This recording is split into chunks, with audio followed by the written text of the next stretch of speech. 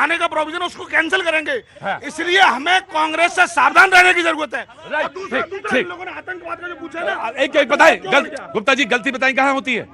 जब एक रफ्तार में और तेजी से बोलना शुरू करते, थोड़ा समझ के बोलिए, धीरे से बोलिए, जैसे जनता बोलती है हमारी। क्या नाम है बेटा तुम्हारा? अभिषेक। कहाँ से आना हुआ? जौनपुर से। अच्छा, ठीक हो सब? कैसे आना हुआ इधर? सर फर्स्ट बार विजिट करने आए थे। हाँ जी, देखने आए थे, कैसे बताइए? ये कैसे होता है? अरे बिल्कुल अच्छी तरह से होता है। और देख दाख रोज ना आना, यहाँ काम धंधे वाले आदमी हो तुम, नौजवान आदमी हो, या ना आना, खाली लोग आ रहे हैं यहाँ पे, है ना? ठीक है। हाँ, वो कहाँ गए? गुप्ता जी आइए। गुप्ता जी, आपको शांत किया था, उस लड़के के पास जाने का मतलब नहीं था मेरा, इसलिए थोड़ा शांत होइए, संयत होइए, फिर बोलिए। हाँ जी। आतंकवाद में मैं ये कहना चाह रहा हूं, अभी हाल ही में आतंकवाद की जो घटनाएं बढ़ी हैं उनके पीछे एक लॉजिक है। जैसे ही केंद्र में भाजपा कमजोर हुई, आतंकवाद की घटनाएं बढ़ने लगी। ऐसा क्यों, यह हमें सोचने की जरूरत है। स्थिति यह है कि एक समय जो बंदा कमांडर बनता था आतंकवाद संगठन का, 10 दिन के अंदर वो मारा जाता था। किसी की हिम्मत नहीं हो रही थी कि वो कमांडर बने। आज स्थिति ऐसी आ गई, इसका मतलब क्या है? कहीं ना कहीं विदेशी शक्तियां सक्रिय हो रही हैं। बिल्कुल आप ही के पास, मैं आप ही के पास आ रहा था। नहीं, एक दिन के बाद जाऊंगा, कांग्रेस के पास जाऊंगा। सारे लोग बैठेंगे, पहले सारे लोग बैठेंगे, और जो उंगली उठाने बैठो जी। आतंकवाद की घटना तो उसी दिन बढ़ गई थी जब बिना बुलाए प्रधानमंत्री जी पाकिस्तान चले गए थे। प्रोटोकॉल तोड़ के नहीं गए थे, 140 करोड़ लोगों के दिलों को तोड़ के गए थे। आतंकवाद की घटना तभी बढ़ गई थी। आतंकवाद की घटना तब बढ़ गई थी जब पठानकोट के अंदर आईएसआई ने आके जांच की, तभी आतंकवाद की घटनाएं बढ़ गई थी। और जब प्रधानमंत्री जी ने देश से झूठ बोला कि मैं एक के बदले 10 सर लाऊंगा, तभी आतंकवाद की घटनाएं बढ़ गई थी। लेकिन नहीं, ये नहीं, ये लेकिन मैं आपसे, लेकिन मैं आप नहीं लो, यहाँ this is not the way, this is not the way. Please आराम से, आराम से। नहीं सर, आप बैठिए, प्लीज बैठिए। नहीं, एक मिनट बैठिए, प्लीज। नहीं, मैं पूछूंगा, खड़े रहो, एक मिनट।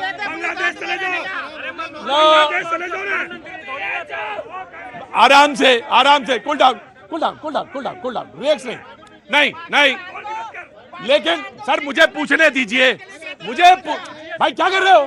मुझे पूछ, नहीं, वो कोई दुश्मन नहीं है। लेकिन मैं आपसे यह जानना चाह रहा हूं, पाकिस्तान प्रधानमंत्री चले गए, वो सारे देशों ने देखा, हमने भी देखा, सबने देखा। लेकिन मैं ये जानना चाहता हूं, नेशनल कॉन्फ्रेंस जो कह रही है, वही नेशनल कॉन्फ्रेंस जो भारत पाकिस्तान के बीच बातचीत के लिए तैयार हो रही है, आपकी क्या मजबूरी है जो आप वहां चले गए, उसके पास चलेगा? मैं आपसे ये जानना चाहता हूं। लिटरल एंट्री के जरिए जो कुछ अधिकारियों को बनाया जा रहा था, तो प्रधानमंत्री लेटरल एंट्री कहाँ? मेरी बात सुनिए। कौन सी लेटरल एंट्री? आप मेरी बात तो सुन लीजिए। जिस लेटरल एंट्री के, आप मेरी बात मैं सुन लूंगा, ये सुनेंगे या नहीं सुनेंगे इनकी कोई गारंटी नहीं। मैं मालूम है लेटरल एंट्री, मुझे मालूम है लेटरल एंट्री के जरिए जब कुछ लोगों को अधिकारी बनाया जा रहा था, बीजेपी की राय अलग थी और चिराग पासवान की राय अलग थी। कुछ दलों की राय अलग थी।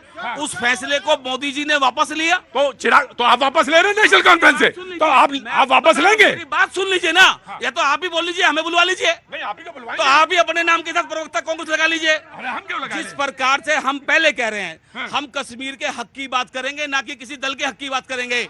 हम कांग्रेस जनता के साथ है, जनता की बात करेंगे। हम जनता के साथ है, जनता की बात। देशों को नहीं चाहिए, बाकी प्रदेशों को कश्मीर जमहूरियत नहीं चाहिए, इंसानियत नहीं चाहिए, सिर्फ कश्मीर को चाहिए। और मैं एक बात और कहना चाहता हूँ, ये देश की जनता, मैं क्या बताऊं, मैं जनता के बारे में सोचता हूँ, मुझे बड़ा अजीब लगता है। कांग्रेस आज भी उसी एजेंडे में लगी हुई है जो 1947 में लगी हुई थी, लेकिन ये यादव ब्राह्मण बनिया बन जाते हैं। आज कांग्रेस वोट बैंक के चक्कर में जो कश्मीर की बात कर रही है, इसी वोट बैंक के चक्कर में हिंदुओं के पैरों के नीचे से जमीन तक कांग्रेस ने मुसलमानों को दे दिया।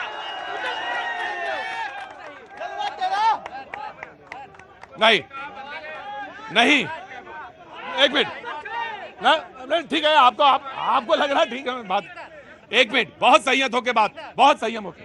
जी अब मैं पूछूंगा, जी मैं आ रहा हूं, जी चुपचाप बैठ जाओ वहां पे जाके। जी जी ये मेरा सवाल ये है सर, वाह वाह, इधर तुम जरा, वाह।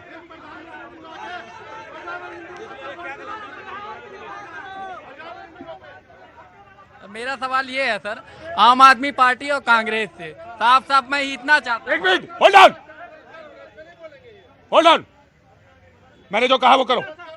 मैं इतना जानना चाहता हूँ सर कि आम आदमी पार्टी और कांग्रेस से, ये मेरा बहुत खुला सवाल है। क्या नाम है बेटा? मेरा नाम आशीष शुक्ला है सर। कहाँ से आना हुआ? सर मैं इलाहाबाद से आया हूँ। बहुत बहुत, क्या काम करते हो बेटा? सर मैं यहाँ पे टेक्नीशियन का वर्क कर रहा हूँ। बहुत बहुत, कितने दिन हुए दिल्ली में? सर मुझे हो गया साल भर के ऊपर हो गया। ठीक, अब बोलो। मैं ये कहना चाहता हूँ सर, इनसे सवाल ये है कि ये 378 हटाने और कैंसिल करने से इनका क्या फायदा है, बस ये बता दें मुझे। आम आदमी पार्टी से ये चाहिए और कांग्रेस से बस ये चाहिए, इसके अलावा मुझे कुछ नहीं जानना है। बस ये बता दें कि वहां से ये हटाने से इनसे क्या फायदा होगी, इनकी पार्टी को क्या फायदा होगा, बस मैं इतना जानना चाहता हूँ। 370 और 35A को हटाने से इनकी पार्टी को या आम आदमी पार्टी को और कांग्रेस को क्या फायदा होगा, ये जानना चाहते हैं। जी जी जनाब। ये मैं तमाम जो भी लोग 370 के विरुद्ध में बात कर रहे हैं, मंगल पांडे को याद करो, आप सरदार भगत सिंह को याद करो, अशफाक उल्लाह खान को याद करो। अगर आप उसके विरुद्ध जाते हो, इसका मतलब देशद्रोही हो। एक देश, एक संविधान, एक झंडा रहेगा। अगर इसके विरुद्ध जो भी गए, जो भी पार्टी, इसका मतलब देशद्रोही हो, इसके विरुद्ध में बात भी मत करना। राइट, ठीक ठीक। आम आदमी पार्टी ने हाथ उठाया, उनका जी। देखिए मैं 2 लाइन कहना चाहता हूँ। सभी का खून है शामिल देश की मिट्टी में, वाह। सभी का खून है शामिल इस देश की मिट्टी में। ये हिंदुस्तान किसी के बाप का थोड़ी है, ये हिंदुस्तान सबका है। देखिए तमाम सारी राजनीतिक बातें हो गई, मैं आज भी कहना चाहता हूँ आप मुद्दों पर चुनाव लड़िए। आम आदमी पार्टी तो आप मैं सवाल तो फिर ये आपने शेर पढ़ दिया तो सवाल उसी से उठ गया। तो झंडे पे तो आपका भी विश्वास है ना, झंडे पे और जमीन पे तो विश्वास है ना, संविधान पे तो विश्वास है ना। देखिए झंडा संविधान एक ही रहेगा, लेकिन आज देखिए आम आदमी पार्टी जम्मू कश्मीर में चुनाव लड़ेगी, जहां मजबूत है पूरे दम से लड़ेगी। No, he said it very clearly. No, जो बात है उसकी नहीं, जो बात है उसकी नहीं। चुपचाप करना शुक्ला, दिया तुम्हारे कान बहरे थे, उसने जवाब दिया। उसने कहा आम आदमी पार्टी ने कि देश में एक शुक्ला भगा दूंगा यहां से, मैंने पैनलिस्ट को भगा दिया, तुम्हें भगाने में 40 सेकंड भी नहीं लगेंगे।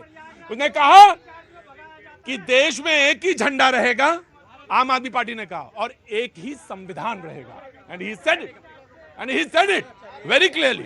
जी ये जो केजरीवाल साहब के प्यादे साहब हैं, प्यादे नहीं, ढंग से बात करो, नहीं बात करूंगा। कान पकड़ो, माफी मांगो। क्या नाम है आपका? कान पकड़ो तब तक जब तक उसमें दिखे ना। मैंने पकड़ लिया सर। आनंद चौबे, प्रवक्ता साहब, मुंह से निकल गया। चुपचाप खड़े रहिए। कैसे अजीब आदमी हो यार, क्या नाम है? आनंद चौबे। कहाँ रहते हो? मैं सर दिल्ली।